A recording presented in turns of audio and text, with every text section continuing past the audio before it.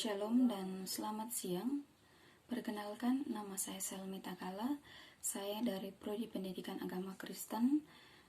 Di sini saya akan membahas mengenai kejatuhan manusia ke dalam dosa dan juga penebusan oleh Yesus Kristus. Ya, kita membahas mengenai manusia jatuh ke dalam dosa. Bagaimana manusia jatuh ke dalam dosa? Itu karena manusia melanggar aturan atau perintah Tuhan dengan cara memakan buah larangan. Itu menurut Kejadian pasal 3. Ya. Kemudian, apa yang menjadi akibat dari keberdosaan manusia ini? Yang menjadi akibatnya adalah hubungan antara manusia dan Allah itu terputus. Dan juga ada kutukan yang diberikan kepada ular.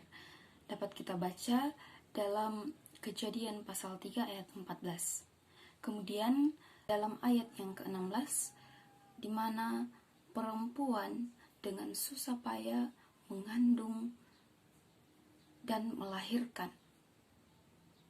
Jadi ada akibat dari keberdosaan manusia.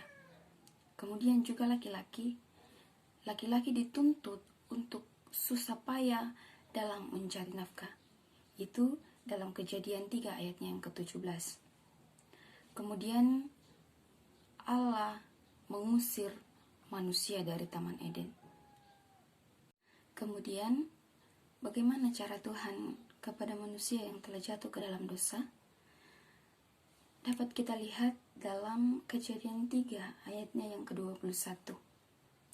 Tuhan masih memberikan belas kasihan kepada manusia dengan cara Allah membuatkan pakaian kepada mereka dan mengenakannya. Kemudian penebusan oleh Yesus Kristus.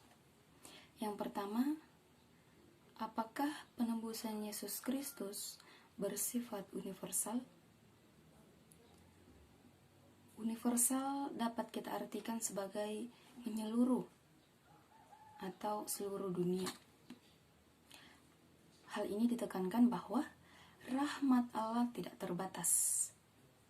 Tidak terbatas bagi bangsa-bangsa, bagi seluruh umat manusia.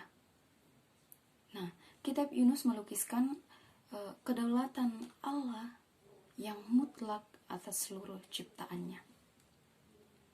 Sehingga penebusan Yesus Kristus itu bersifat universal atau menyeluruh.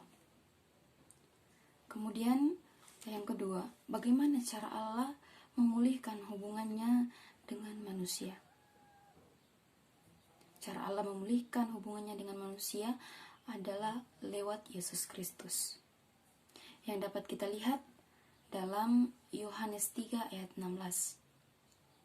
Yang mengatakan, karena begitu besar kasih Allah akan dunia ini, sehingga Ia telah mengaruniakan anaknya yang tunggal, supaya setiap orang yang percaya kepadanya tidak binasa, melainkan beroleh hidup yang kekal.